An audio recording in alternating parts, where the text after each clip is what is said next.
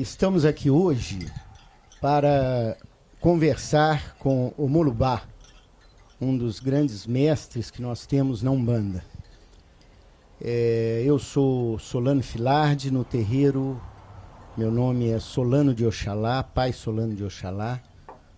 Temos a nossa Casa Branca de Oxalá em Lagoa Santa. Estamos aqui em Teresópolis, na casa de Molubá, para que a gente possa ter essa conversa com ele. Sou economista na minha vida civil, tenho mestrado e trabalhei durante muitos anos no serviço público. Vou passar agora para minha esposa, Maria de Omolu, que também vai fazer a sua apresentação. E posteriormente passaremos para o Molubá, que fará a sua apresentação. Bem, meu nome é Maria das Graças, eu na Casa Branca de Oxalá, e dentro do sacerdócio tenho o nome de Mãe Maria de Omolu, sou neta de Omolubá, e nós hoje vamos fazer um documento histórico, um documento em que Omolubá irá falar, nos contar da sua vida religiosa, de como ele chegou ao Caboclo das Sete Encruzilhadas, de como ele levantou essa bandeira do Caboclo das Sete Encruzilhadas. Então, nós temos a nossa casa lá, a Casa Branca de Oxalá, e esse documentário ficará para...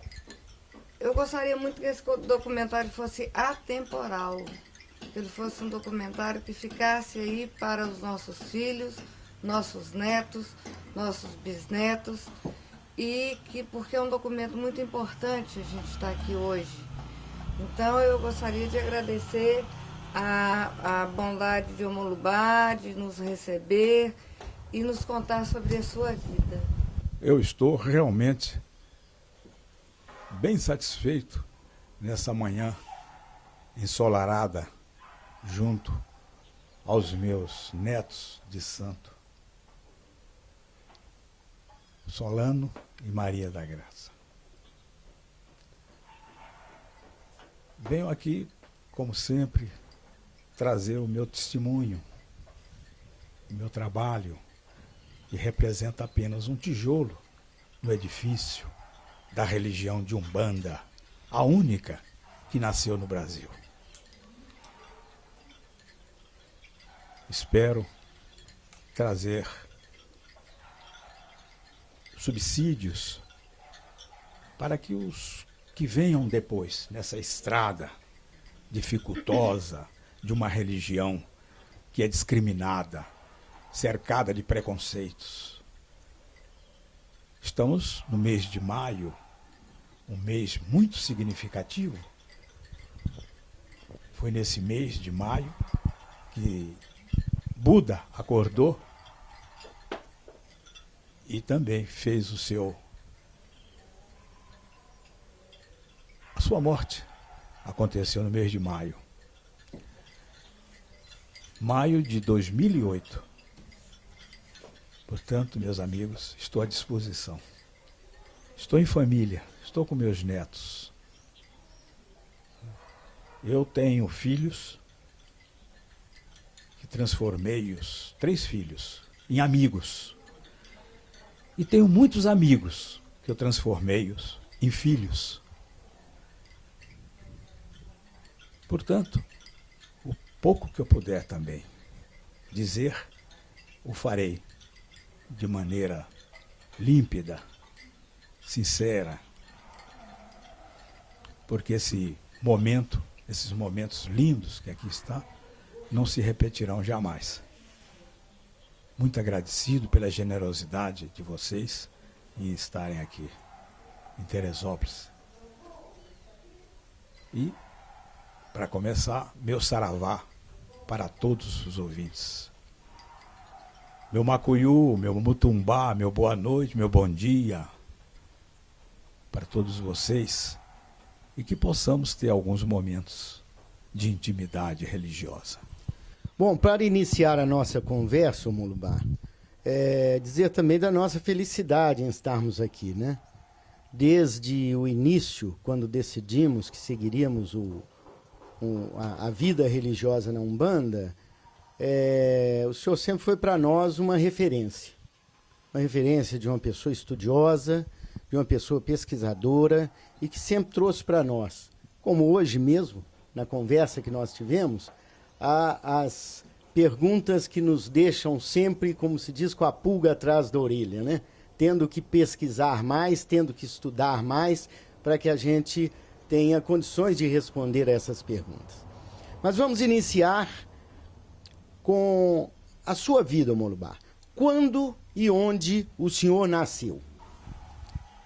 Nasci no estado da Bahia, no município de Itabuna, em setembro de 1929. Cheguei depois a Canavieiras, uma outra cidade, onde fiquei 1 ou 2 anos, e depois fui para Salvador. Cheguei em Salvador com 7 anos de idade e pela primeira vez fui levado a um candomblé, porque eu tinha problemas psíquicos desde criança. Era um sonambulismo misturado de desequilíbrio total. E minha mãe sofria muito com isso. Cheguei ao candomblé de Bernardino do Bate-Folha, Bernardino da Paixão do Bate-Folha, e lá ele me botou numa bacia, nu, eu tinha 7 anos de idade, me deu um banho de ervas e acabou completamente todos os problemas e todos os conflitos psíquicos. Passei então a frequentar mensalmente a roça do Bate-Folha, que é do Angola. Lá cultuávamos o Inquice e não o Orixá, que depois eu vim, mais tarde, saber que é da cultura Nagô. Tudo que se possa dizer é que os tempos que passei no candomblé baiano foram tempos bons, inclusive de cura. Conheci vários pais de santo daquele tempo, porque eu morava também na ladeira do Bangala, perto da rua do Gravatá, onde havia muitas carvoarias, muitas casas de ervas e muitas casas onde se vendiam comidas, além dos tabuleiros das baianas que se estendiam e que davam cheiro de dendê naquela cidade. Dali, vim em 48 para o Rio de Janeiro. E aqui encontrei a Umbanda. Mas também começou os mesmos desequilíbrios da minha infância. Chegando então a conhecer, em 1950, a Umbanda. Conheci através de um templo que existia na rua 24 de Maio, hoje já nem existe mais. E era um templo que era presidido por um maestro chamado Napoleão Tavares, que era um chefe de orquestra. E na orquestra desse Napoleão Tavares tinham muitos músicos da Rádio Nacional. Vi bons médios. Havia, pelo menos naquele tempo, muita sinceridade, muita entrega. E nós ficamos admirados do culto de Umbanda, porque na Bahia não conhecíamos. E foi ali que começou a minha caminhada na Umbanda. Quando chegou aos anos 60, eu entrei efetivamente na Umbanda. Precisava. Eu, além dos problemas sonambúlicos, eu vivia um estado de estresse quase que total, a ponto de não poder nem dirigir um carro. Tive que realmente me abrigar no vasto abrigo da Umbanda. Passei então a primeira coisa que me indagava era saber quem tinha criado a Umbanda. Como foi que começou a religião de Umbanda? E as informações que tive eram muito pequenas, muito limitadas. Autores naquele tempo diziam que a Umbanda tinha nascido na Lemúria, depois na Atlântida, outros no Egito. Informação realmente palpável, objetivas, não tínhamos. Fiz o santo a mando do general Mauro Porto, que tinha uma federação, e ele me indicou a minha mãe de santo, mãe Doca. Então, foi feita a minha feitura, em 1960. E daí continuei, mas sempre procurando saber quem era o fundador da Umbanda. Havia muitas indagações, havia muitas respostas, mas nenhuma delas me satisfazia. Quando foi em 70, eu passei a receber almas de poetas pernambucanos, dos quais me deixaram mais de 80 poemas. E eu perguntei a Ângelo de Lis, um desses poetas, quem tinha fundado a Umbanda, quem era o fundador da Umbanda. E ele me disse, eu vou procurar saber aqui no plano astral. E levou alguns tempos. Meses depois, ele me disse, olha, o que você está procurando nasceu em Niterói, na terra de Araribóia. Foi quando o general Mauro Porto, que era muito meu amigo, mandou que eu representasse a federação no CONDO, o Conselho Nacional Deliberativo de Umbanda, e lá eu encontrei a Macaia, um boletim editado por uma senhora chamada Lília Ribeiro. E aí eu disse, olha, se era Niterói e na Macaia estava escrito que existia um pai de santo muito antigo e que se dizia fundador da Umbanda, eu fui indagar. Fui até o Niterói, no bairro de Neves, que é no distrito de São Gonçalo, e procurei ver as pegadas desse Zélio de Moraes, que era, na verdade, um conhecido, amigo da dona Lília Ribeiro. Foi então que eu perguntei ao Ângelo de Lis. Ele disse, é esse mesmo, não há dúvida. E aí eu comecei realmente a saber que a Umbanda tinha pai, tinha mãe, tinha alguém que tinha início. Ô Molubá, você nos falou aí, de uma maneira ligeira, sobre a sua chegada na Umbanda. Gostaria que você entrasse em maiores detalhes, né? Como foi essa chegada? Como é que você chegou à Umbanda no Rio de Janeiro? Por que você se interessou pela Umbanda? De maneira que a gente possa situar essa sua entrada na Umbanda dentro de uma visão sua daquilo que ocorria naquela época. Evidentemente que, vindo de uma roça de Angola, eu teria que chegar aqui e encontrar também alguém que batesse Angola. E existia um homem que foi muito importante para o candomblé no Rio de Janeiro. Chamava-se Joãozinho da Gomeia. Mas a minha mãe não quis que eu procurasse o Joãozinho da Gomeia por preconceito, porque ele era adé, ou seja, ele era homossexual. E ela não queria. E ele estava muito bem montado lá em Caxias, num lugar chamado Copacabana. Então eu tinha que procurar algum lugar que pudesse mexer com essas coisas psíquicas, mediúnicas, né? E foi então que eu, conforme já falei, me abriguei na Umbanda. Porque eu dizia à minha esposa, olha, eu perco um dia, uma noite nessa Umbanda, mas eu levo o mês todo sem ter esses ataques apopléticos, né? E que me anulavam como cidadão. E eu já tinha 2 filhos nessa ocasião. E eu precisava defender o meu pão.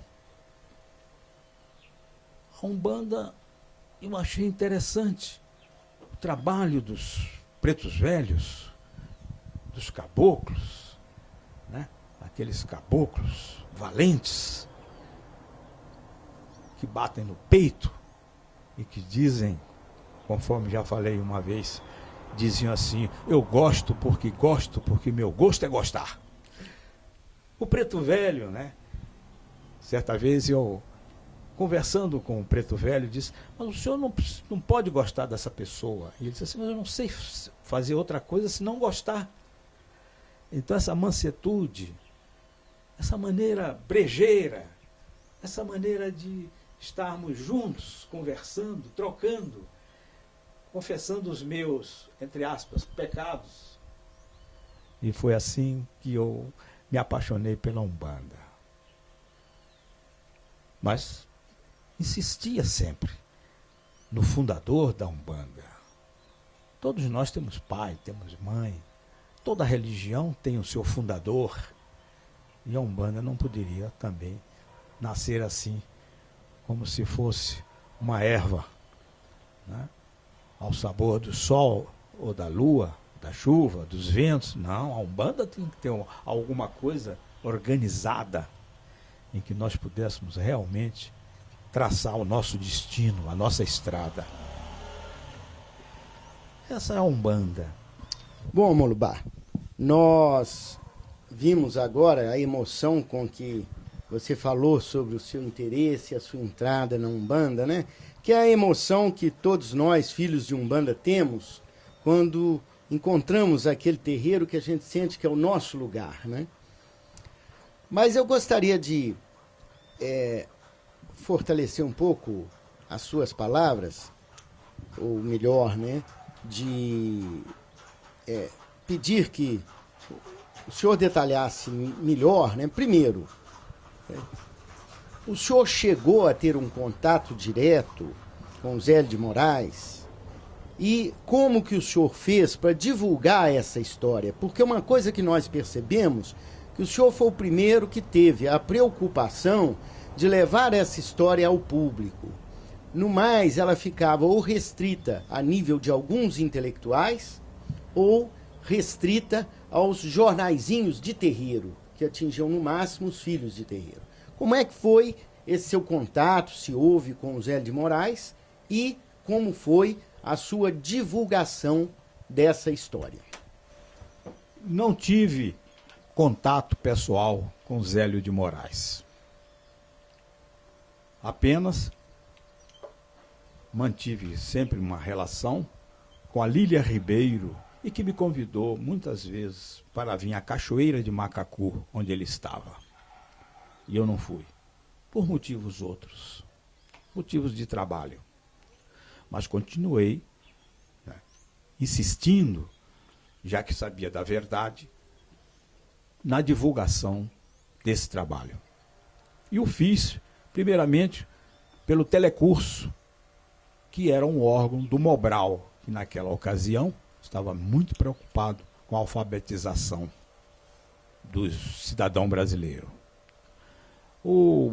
Esse Telecurso, que também era na televisão, tinha também 500 mil, tiragem de 500 mil revistas, e foi nessas revistas que apareceu a foto do Zélio de Moraes e também a declaração de que a Umbanda era brasileira.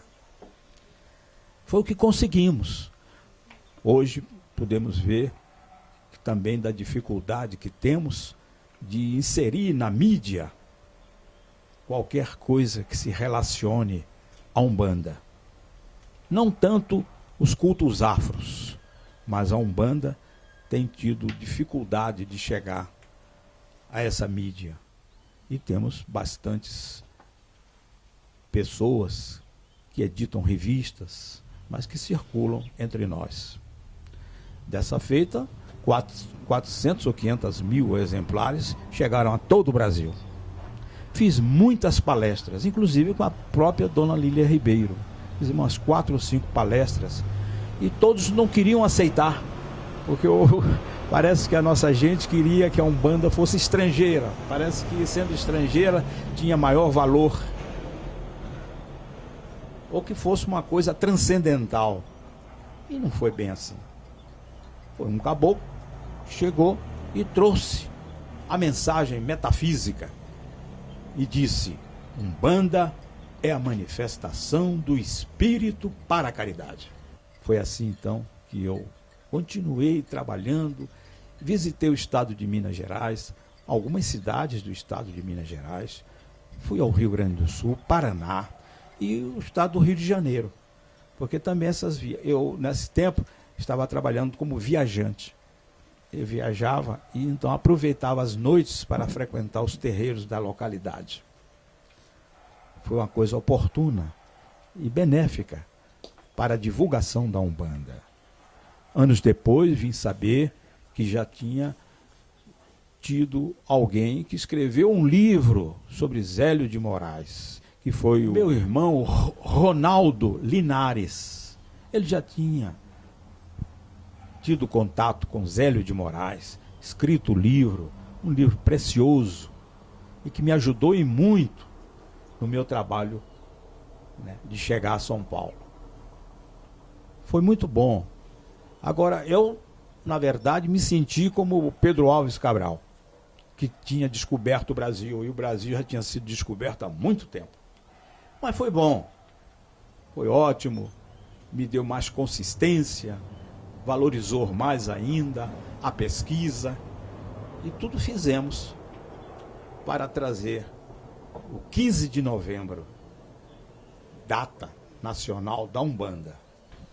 Bom, ô Molubá,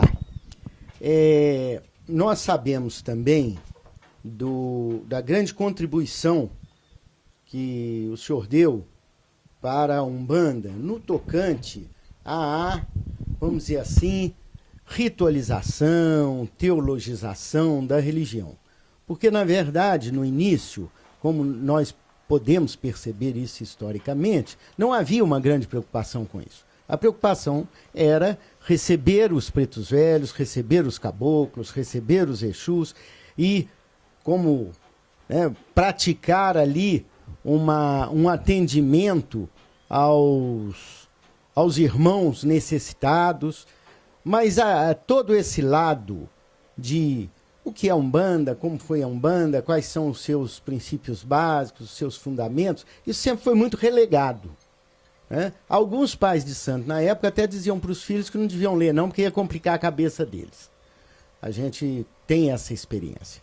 Então, eu gostaria que o senhor falasse como surgiu o seu livro Fundamentos de Umbanda, que é um marco na história da Umbanda, que o senhor nos dissesse também sobre a vida desse livro, onde ele foi divulgado, se foi no Brasil, se foi fora do Brasil, e, finalmente, que o senhor nos desse aí, pelo menos, alguns, se possível, eu acho difícil, todos, os livros que o senhor já escreveu e divulgou.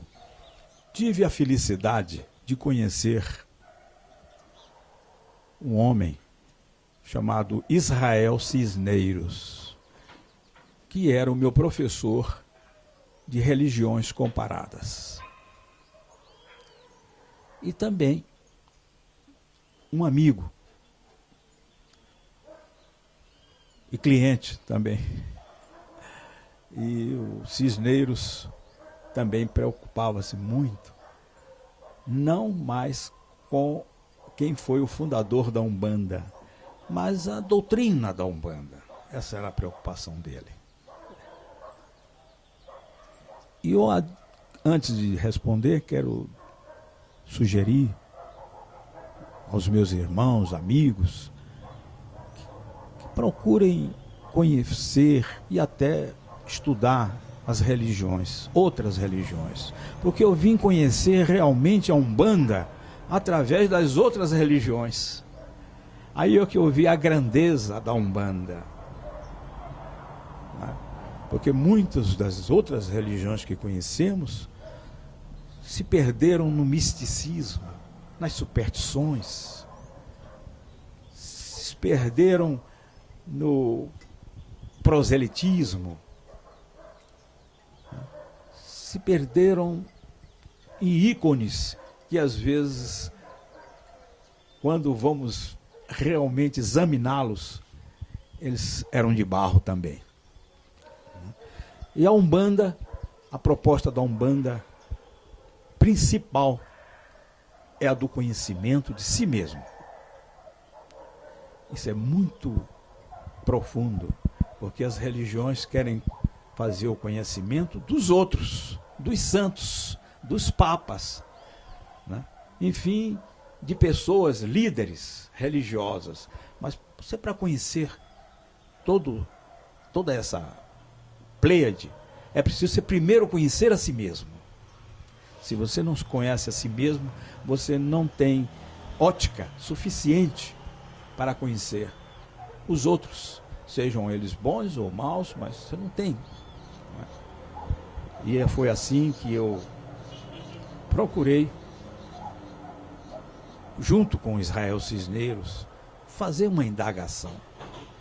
Certa ocasião eu estava jogando búzios, quando veio o Pai Joaquim e chegou para mim e disse: pare. E eu parei. Ele me deu dizendo: ponha papel e lápis.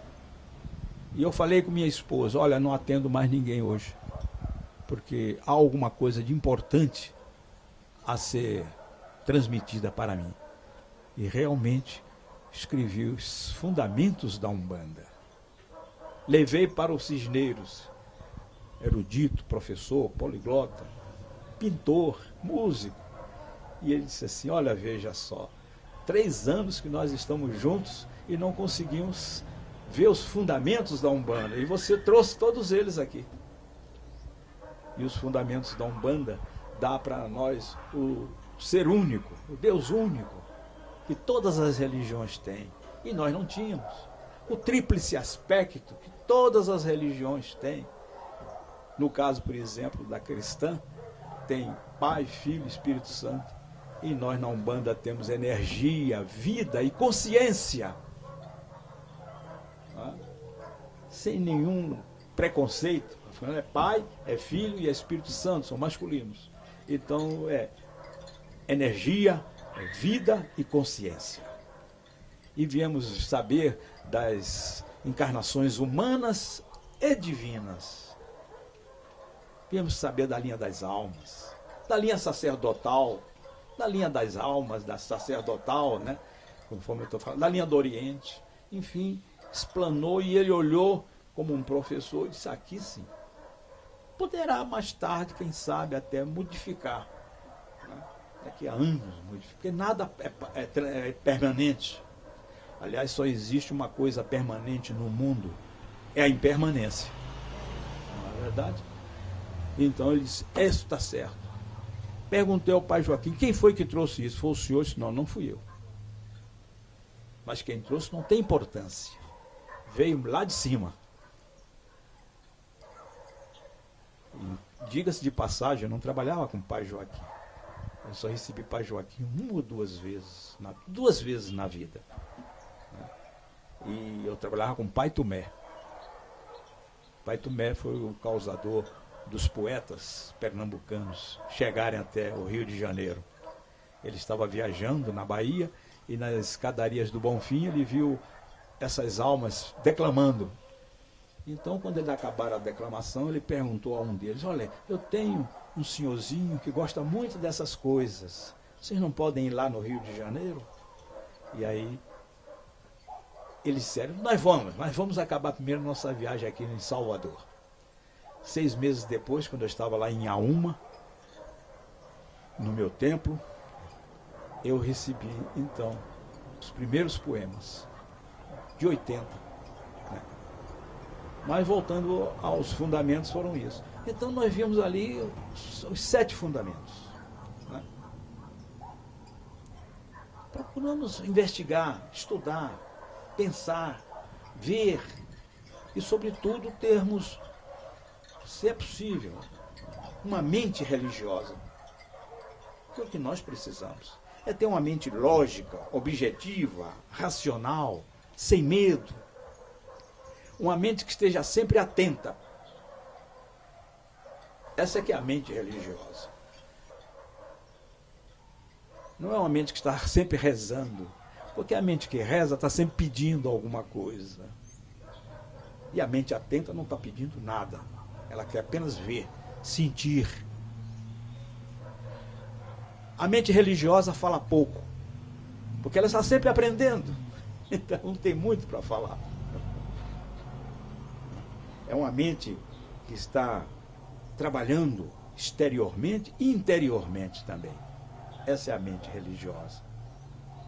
São conceitos que eu procurei conviver para viver melhor. Bom, ô Molubá, ainda dentro dessa sua explanação aí, eu gostaria que o senhor nos colocasse se esses fundamentos que foram escritos, se essas obras que o senhor escreveu, se foram para fora do Brasil, se foram para todo o Brasil, e finalmente também, quais as principais obras que o senhor escreveu? Bem, a primeira obra foi, sem dúvida alguma, Fundamentos de Umbanda.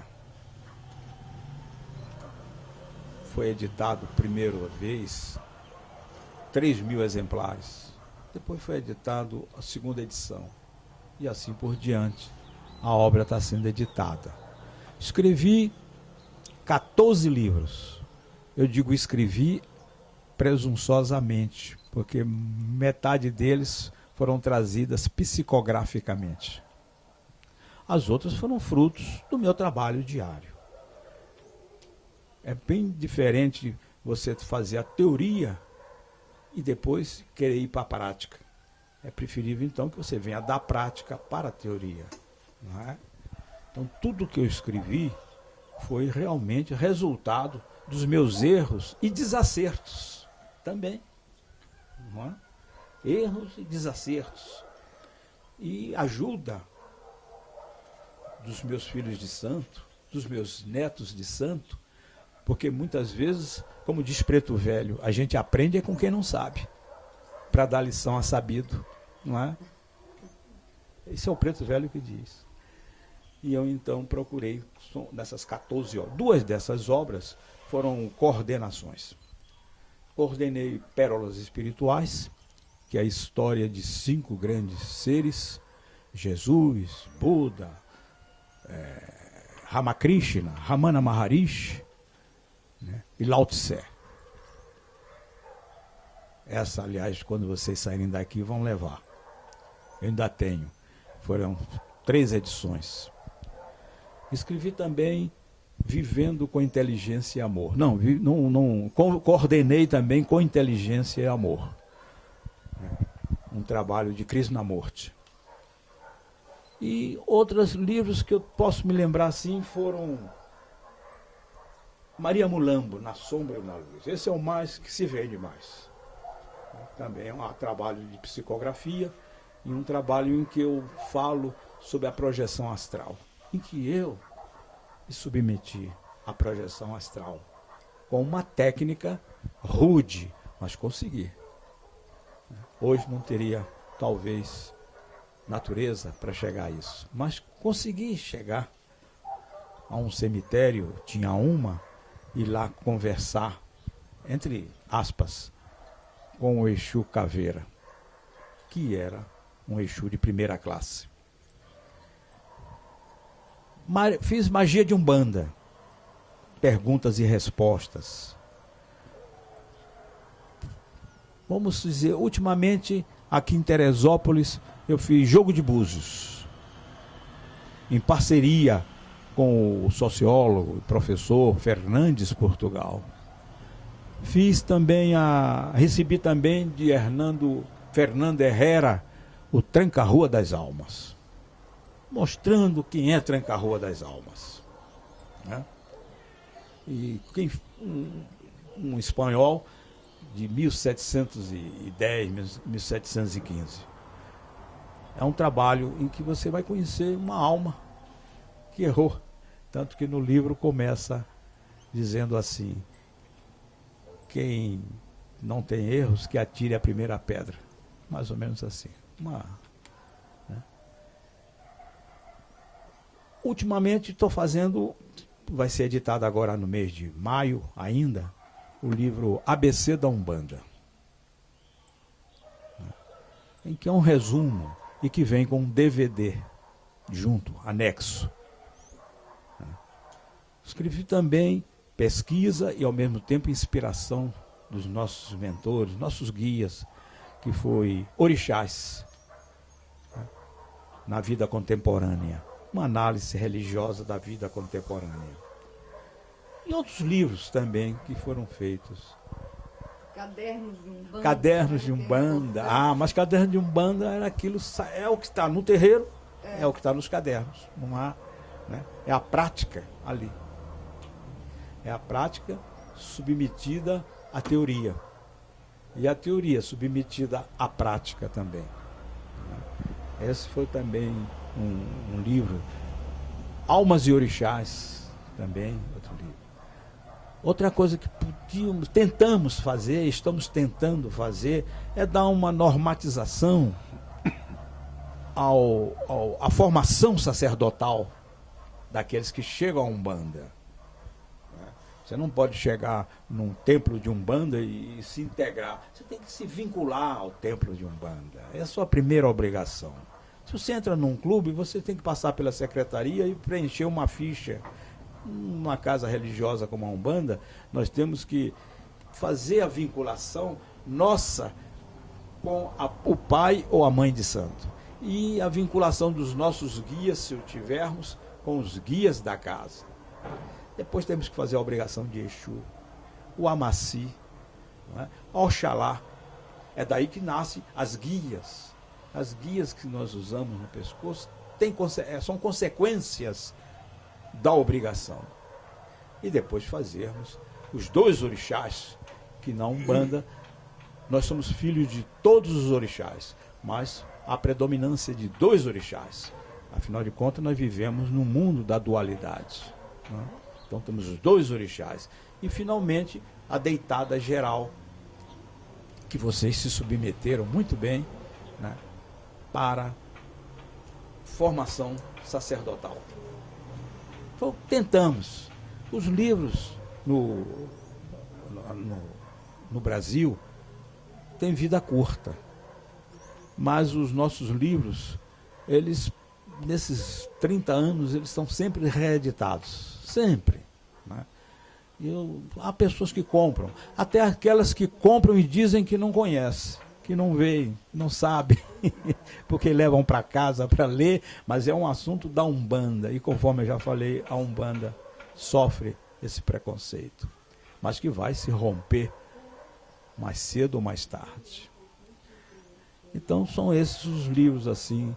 Colaborei em muitas revistas, entre elas, vocês me trouxeram aqui a Umbanda Sagrada, que está saindo, mas muitas que também, orixás, e outras revistas, e jornais alternativos, né, que eu considero um trabalho de imprensa muito bom, o jornal alternativo, porque é um jornal que só tem circulação, ele não tem encalhe, ele é dado, é gratuito, né?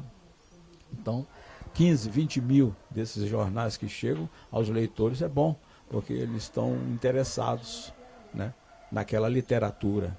E temos muitos desses jornais, inclusive atualmente temos o Exotera, e que me foi apresentado por Lília Ribeiro, o jornal Exotera, né?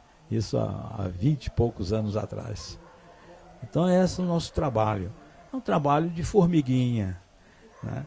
Não é tão cansativo assim, porque eu encontro pessoas amigas como vocês, que também nos ajudam, nos auxiliam e que também têm o seu destino, têm a sua estrada e precisam realmente também trabalhar pela causa umbandista no Brasil. Molubá, nós queríamos ter uma opinião, um ensinamento do senhor, que como escritor e religioso, de que maneira o senhor vê o Exu dentro da Umbanda?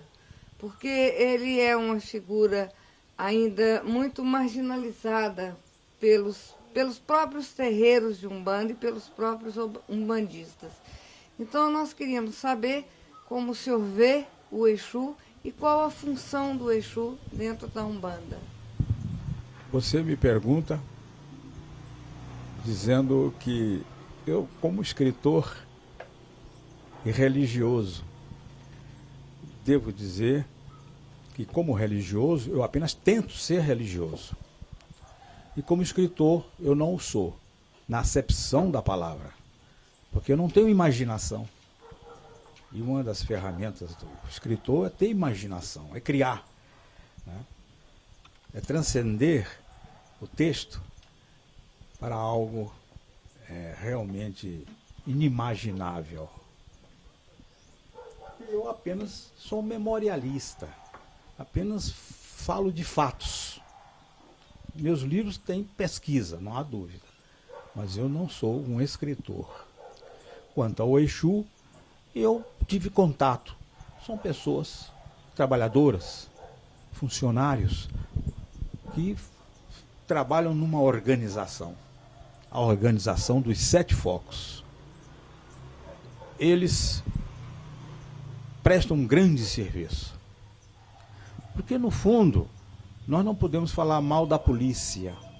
Nós temos que falar mal daqueles que incorrem em erros e que estão grampeados pela polícia.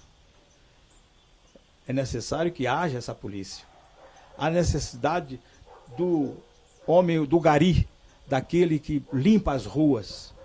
Mas ele não é o culpado somos nós que sujamos. Né? Somos nós que enlameamos, não tomamos cuidado com a nossa cidade, com a nossa casa. Então eles prestam um grande serviço, um grande trabalho para a comunidade física e astral. O Exu são aquelas pessoas, muitos tem médicos, advogados, tem engenheiros, tem pessoas comuns da vida que ao desencarnar procuram um local de trabalho, porque eles precisam trabalhar, assim como na vida física nós brigamos, lutamos para conseguir um cargo, né? Uma função, eles também o fazem no plano astral. E encontraram a organização dos 7 focos.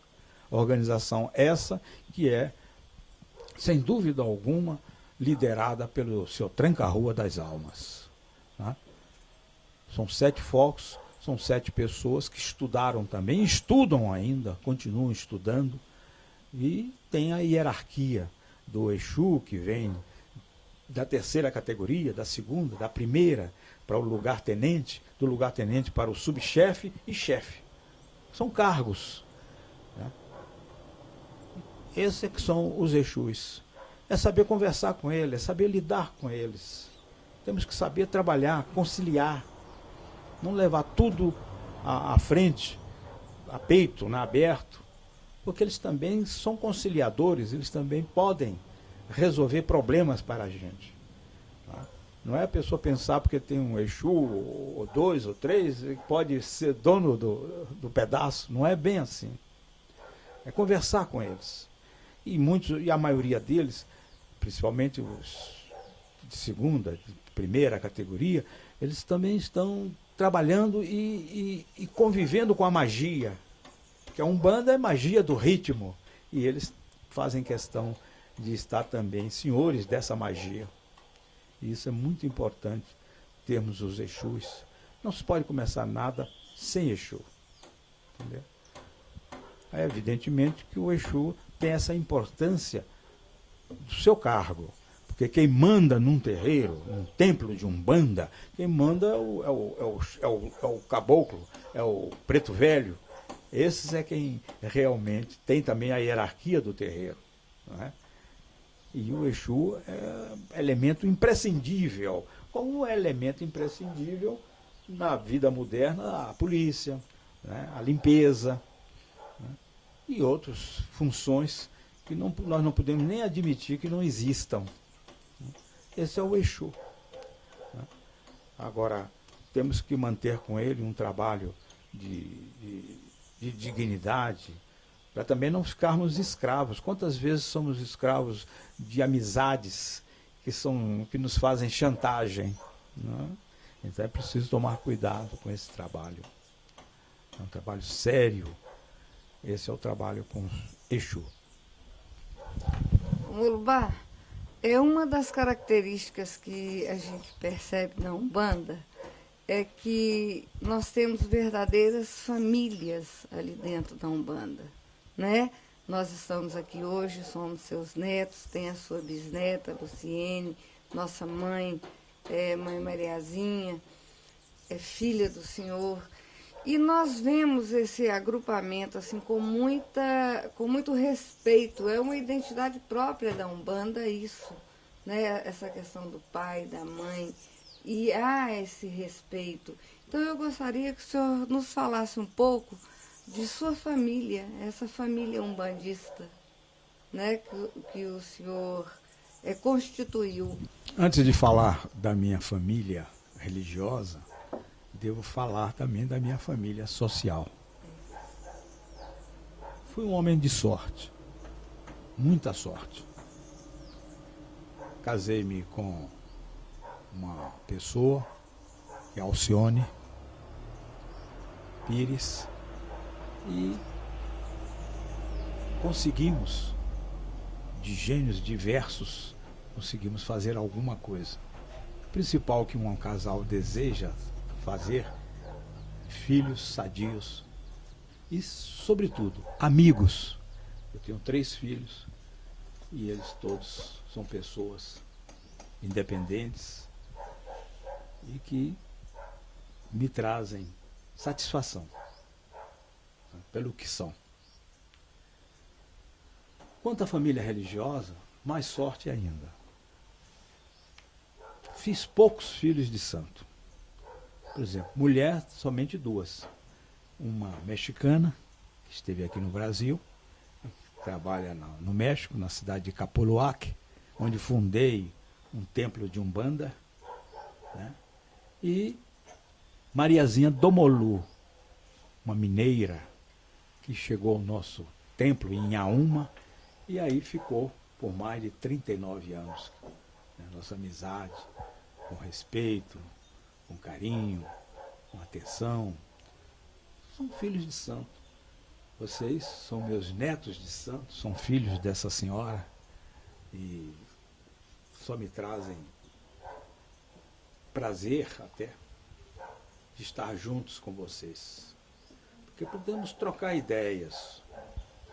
Eu posso recorrer e ver os meus erros, os meus acertos, e vocês também, não é? Então essa é a minha família de santo. Temos muitos netos de santo feitos, né? Temos mais ou menos mais de uma dezena de filhos de santos. Porque não adianta também você ter uma prole muito grande, né? E no fundo não há essa amizade reinante entre todos, né? Eu tenho certeza que todos aqueles que são meus netos, e até bisnetos já, né? Temos a satisfação de ver que constituímos amizade. Porque viver mesmo é estar em relação. Viver é estar em relação. E nós temos que estar em relação com os nossos pais, irmãos, né? Filhos, amigos, com a natureza. É a relação com a natureza. Uma relação também boa, né? Isso é que é viver. Senão não há vida. Não poderemos viver sozinhos. Poderemos errar sozinhos, poderemos acertar até sozinhos, mas no fundo é o cômputo geral de tudo que nós aprendemos com aqueles com quem nos relacionamos. Essa é uma satisfação muito grande. Tive muita sorte na minha estrada. Conheci um grande médium brasileiro, que foi Francisco Cândido Xavier. Conversamos por 2 horas durante uma noite, né, quase a madrugada. E foi tratado com muito carinho. A Umbanda. E ele falou de Umbanda. E essa conversa, parte dela foi trazida para a revista Seleções de Umbanda, né? Então, conheci alguém realmente autêntico. E outros médios que eu tenho conhecido também. Não vou relacionar, porque são muitos, né? Conheci Mãe Taia, no Rio Grande do Sul, em Porto Alegre, embora ela professe o batuque, porque lá é batuque, não é candomblé. Conheci o pai Saul Medeiros, que é uma pessoa também excepcional para mim, né? E isso tudo me traz um contentamento, né? E quando você é feliz, é até inconsciente de si mesmo, porque você está sempre feliz, está sempre satisfeito. Há os percalços, sem dúvida, mas os percalços estão lá abaixo, né? Tem os problemas, mas os problemas estão sempre abaixo. O que é? Você tem que ver o maior, né? Você vê, o sol nos ilumina, não vamos ficar só vendo que não há só as sombras. Não, tem o sol que nos ilumina, né? E é tudo isso que me traz realmente, no final de existência física, né, essa satisfação, que hoje está mais acrescentada ainda. O Mulubá, nós já passamos aqui por vários tópicos, né? Eu gostaria que a gente conversasse um pouco sobre a caridade.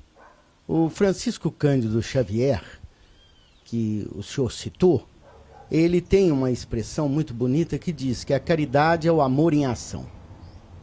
Qual é a sua visão sobre a caridade? A minha visão sobre a caridade, conforme o caboclo das 7 encruzilhadas trouxe para nós, que a Umbanda é a manifestação da caridade. Sem dúvida. Agora, é preciso não confundirmos caridades com assistência social. Se bem que a assistência social pode proporcionar a caridade. A filantropia pode ocasionar a caridade, mas não é a caridade. Porque a caridade acontece. A caridade é um estado de ser em que o ego está ausente. É incrível isso, mas é a verdade.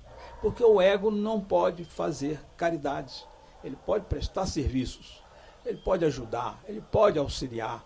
Vocês imaginem uma professora que amanhã acorda madrugada para poder sair, para pegar a condução, para ensinar as crianças. O que é que ela está fazendo? Um serviço assistencial. Mas será que aí não há caridade?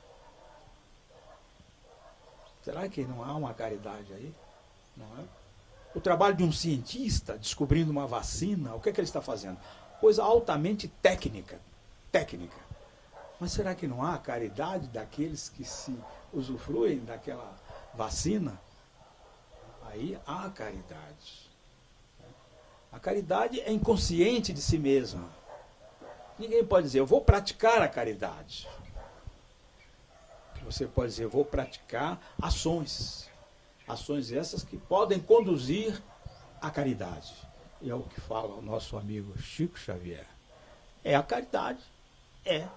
Né? A ação levada pelo amor. Isso é que é. Mas nós não podemos pensar que somos caridosos, porque aí já não somos. Até mesmo se fizermos algo proeminente, né? Algo de enaltecimento, mas fizemos, está feito. Vamos seguir em frente. Se pudermos fazer mais, melhor ainda. Agora, se houve a caridade, ótimo. Viver como estamos vivendo aqui não é a caridade do Ser Supremo? Com esse sol, com as nuvens que passam adiante, com essas árvores que estão nos cercando, tudo isso é caridade, gente. É o amor em ação.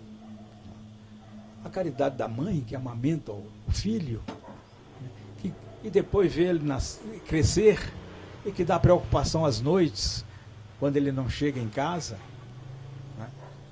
está prestando serviço, ela está prestando serviço assistencial. Mas será que aí também não há caridade? Portanto, é como se fosse o fio da navalha. Você não sabe onde é a caridade, porque ela é inconsciente de si mesma. É isso que nós, mais ou menos, percebemos. Há coisas que nós sentimos e até nem sabemos dizer. Mas é o que é. Temos que agradecer todos os dias ao Lorum, a Zambi, por tudo quanto nos acontece. Tudo é possível de ser experienciado e servir de experiência.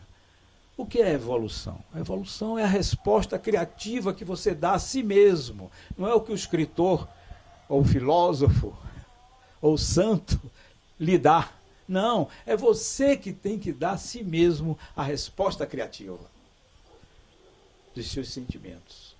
Quem é Ogum? Ogum é aquele que vence demandas. E qual é a maior das demandas? Somos nós mesmos. Essa é que é a pior batalha. É a batalha de nos conhecermos, de nos vermos. E só podemos nos ver na hora em que acontece a nossa ira, o nosso ódio, o nosso egoísmo. É nessa hora que nós temos que nos ver. Não é na hora em que está tudo bem, está tudo ótimo, em que você está com dinheiro no bolso, em que você está cercado de propriedade, não é nada disso. Você só vai se conhecer nas crises. É nessa hora que você vai se conhecer. E poucos conseguem se levantar após esses momentos difíceis. Essa é que é a crise. Por que uma mãe se levanta sempre nas crises? Porque ela está sempre atenta aos seus filhos, aos seus rebentos. É isso que eu queria dizer a vocês sobre a caridade. Existe. É muito bom até que o Caboclo das Sete Encruzilhadas fale da caridade, a manifestação da caridade. É como se fosse a manifestação do grande ser, do Supremo. Ele paira sobre tudo, mas ele só pode se manifestar se houver doçura, se houver amor, a doçura da Oxum, se houver o equilíbrio de Xangô, se houver a voluntariedade da Yansan, se houver a criatividade da Iemanjá, aí há manifestação desse ser superior. Porque ele está aí sempre, sempre, sempre, sempre. Agora, quando há guerras, conflitos, corrupção, maldades, apegos, não pode haver a manifestação. Paira sempre sobre nós, mas a manifestação não acontece. E é isso que eu sinto. Não sei se vocês entendem ou querem entender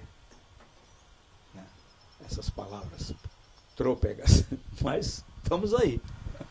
O Molubá, a Umbanda, agora dia 15 de novembro de 2008, ela faz 100 anos. Nós sabemos que em 1942, que ela foi deixada de ser perseguida pela polícia.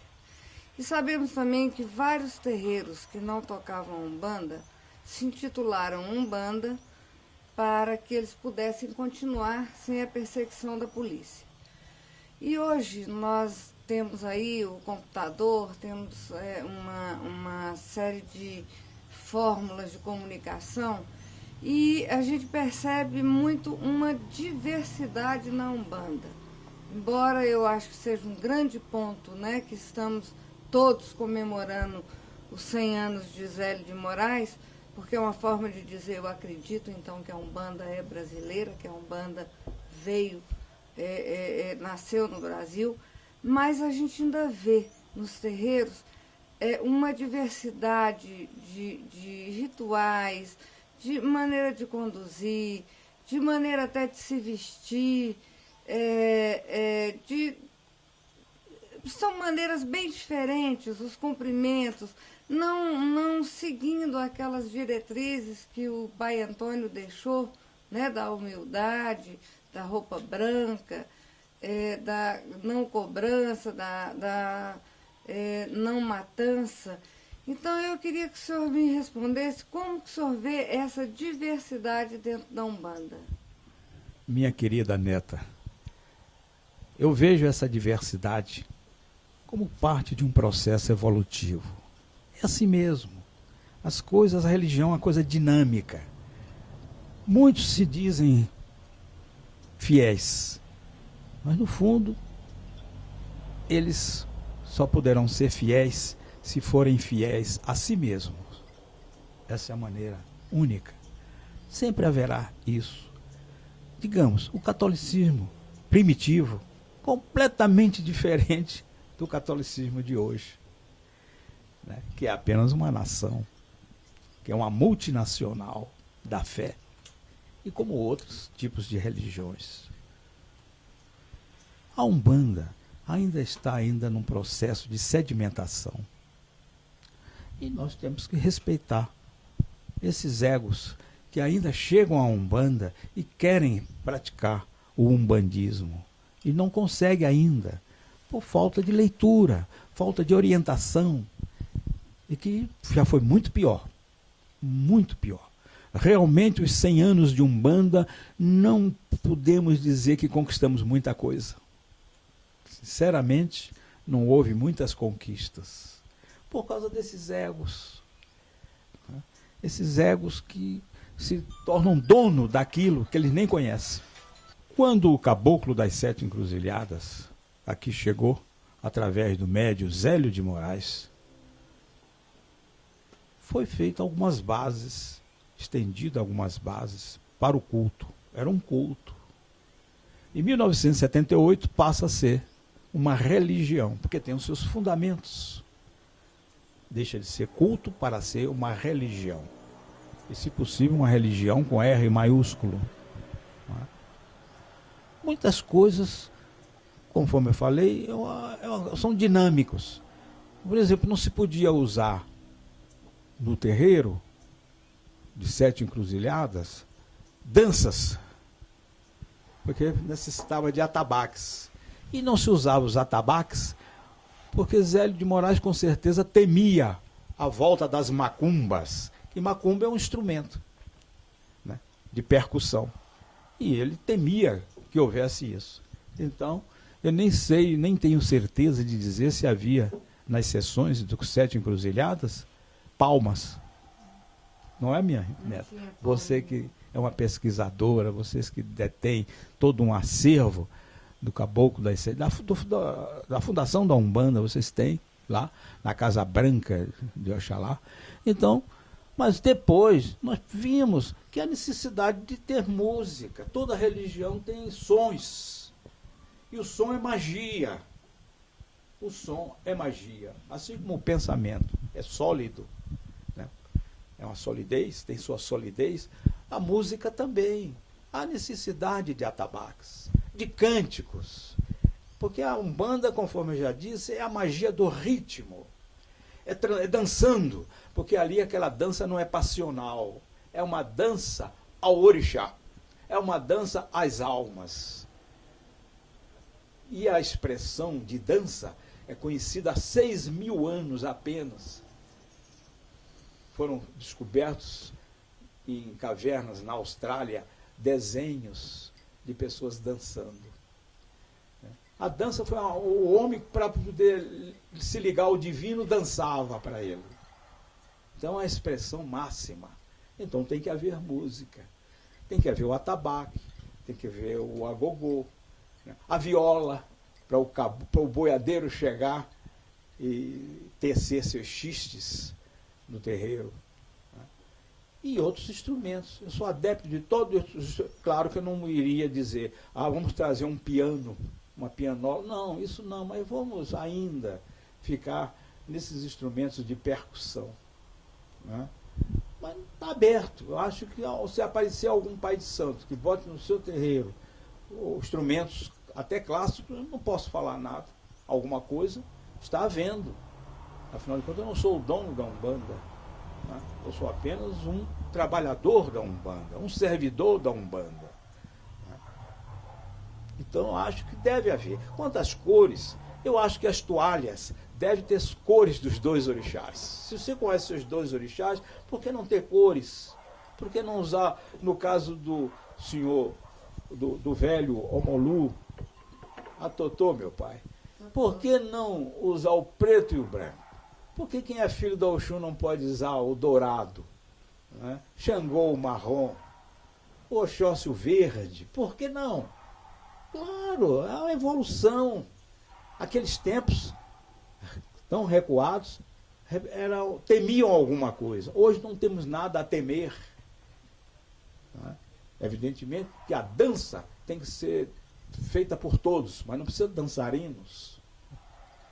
Se bem que quando vem almas que são, digamos assim, devotas de um orixá, ela pega o corpo do médium e o médium realmente perde as suas características, né, de dança para dar outras que a gente pensa que está volteando no ar. Né? Então, não vejo. Acho que tem a ver. As diversidades existem. Existem diversidades para bem e diversidades para ruim, coisas ruins. Né? Há improvisações. Há muita coisa que nós precisamos estar atentos. Mas outros não. Outros não há necessidade de termos roupa. Não roupas coloridas. Não, mas a toalha já pode. A toalha já está bem. Não é? É uma toalha. É uma devoção que você presta aos seus orixás. É isso que eu vejo. Essa diversidade existe. Né? Você quando vai comer feijão, também no meio do feijão tem algumas coisas que não deviam estar lá. E, lamentavelmente, é assim. Né? Vamos, cada um fazendo a sua parte. E procurando esclarecer, porque já foi muito pior. Muito pior. O Molubá, nós agora, infelizmente, já estamos em tempo de fazer o encerramento. Na verdade, se pudéssemos, ficaríamos aqui horas e horas e dias para poder buscar já da sua experiência, da sua sabedoria alcançada ao longo desses anos. Mas, como nós não podemos ter isso, eu gostaria que o senhor desse um conselho final para os filhos de Umbanda. O que o senhor recomendaria? O que o senhor acha mais importante? Enfim, aquilo que o senhor sente que deve ser dito aos filhos de Umbanda. Solano, você me pede para eu dar conselhos. E eu me lembro que um sábio grego, perguntado qual a coisa mais fácil de se fazer, e ele disse, é dar conselhos. Então, eu não vou dar conselhos, eu vou apenas apontar a todos os filhos de Umbanda que eles devem procurar se conhecer, eles devem procurar se ver, procurar ver como é que eles estão tratando os seus familiares. Isso é que é importante. Como é que eles estão tratando os seus amigos? Como é que eles estão vendo as suas ambições? Que é necessário que todos tenham. O ego é constituído de ambições também. Né? O ego é constituído de ciúmes, de apegos. Tudo isso faz parte do ego. Mas é necessário que haja limite para tudo isso. Administração de tudo isso que o ego é. Por isso é que muitas vezes nós ficamos surpreendidos com certos atos de pessoas ilibadas, ou ditas ilibadas, e não eram, porque elas se deixam na hora da crise, né, serem flagradas com atos ruinosos. Então, procure se ver, porque o caboclo, o preto velho, o Exu, querem estar em companhia de gente que seja melhor do que eles. Eles são chamados de guias, mas eles não querem ser guias, eles querem caminhar juntos. Eles querem estar juntos, para então eles dizerem, a encarnação dele foi boa, eu fui um bom guia. Assim como uma mãe diz para os seus filhos, eu dei formação a eles, eu fiz o que pude. E felizmente eles me passaram até. Né? Essa é a maior satisfação que um pai ou uma mãe tem com os seus filhos. Os guias também dirão assim, que coisa boa, estive com ele, ensinei a ele, contive as suas ações indevidas, então eu também vou ganhar alguma coisa, vou ganhar mais amigos, porque eles não querem ganhar absolutamente aquilo que é de César, que é dinheiro, que são bens materiais. Eles querem criar algo que não tem preço. Não tem preço. Uma vez, um senhor chegou a um hospital de leprosos e viu uma enfermeira tratando daqueles leprosos.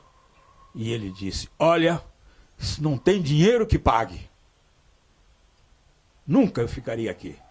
E ela estava tratando dos... O senhor disse a verdade, não há dinheiro que pague, mas ela estava tratando. Então, é isso. Todos nós estamos nessa caminhada. Somos irmãos. E os umbandistas têm esse sabor de ver que na hora do seu desencarne já tem amigos esperando por eles. Eles não vão para o céu, não vão para o inferno, não vão para o purgatório, não vão para lugar nenhum. Eles vão estar ombro a ombro com aqueles com quem eles trabalharam nos terreiros. E procuraram, de certa forma, se melhorar. É só isso. Não é conselho. Façam. Tem que fazer. Não há outro caminho. Saravá para todos os meus irmãos. O Mulubá, como o senhor disse, não há dinheiro que pague. Eu vou dizer, não há agradecimento suficiente para isso que nós tivemos aqui hoje. Em nome meu e de Mãe Maria de Omolu, eu quero, apesar do pouco que significam as palavras, mas agradecer do fundo do coração essa oportunidade que o senhor nos deu. Foi realmente muito bom. Alguns momentos, todos nós que estamos aqui ficamos bastante emocionados com a firmeza, com a sinceridade e com o coração com que o senhor fala da Umbanda. Que Deus nos abençoe, que o Lorum nos abençoe, que o Oxalá nos apoie, que a gente possa dar, nem que seja, uma pequena contribuição a essa Umbanda que o senhor ama tanto e que o senhor tem trabalhado tanto por ela. Saravá. Mulubá, quando nós fomos para o Rio, eu e Solano, que se indagava muito sobre a Umbanda, e nas nossas conversas lá na... Como é que chama a rua? Do Matoso. A Rua do Matoso. E a partir da descoberta do livro Seleções de Umbanda, eu comecei um trabalho de pesquisa muito grande junto com o Solano. E eu tenho a agradecer ao senhor, porque, como o senhor falou, o pai ensina os filhos. E aquele pai que lê, os filhos vão automaticamente ler. Então eu queria muito agradecer esse momento aqui, esse momento mágico que nós estamos passando aqui, e quero agradecer ao senhor, a toda a pesquisa que eu consegui fazer e que eu for fazer, que vai ser fruto do incentivo do senhor. Saravá.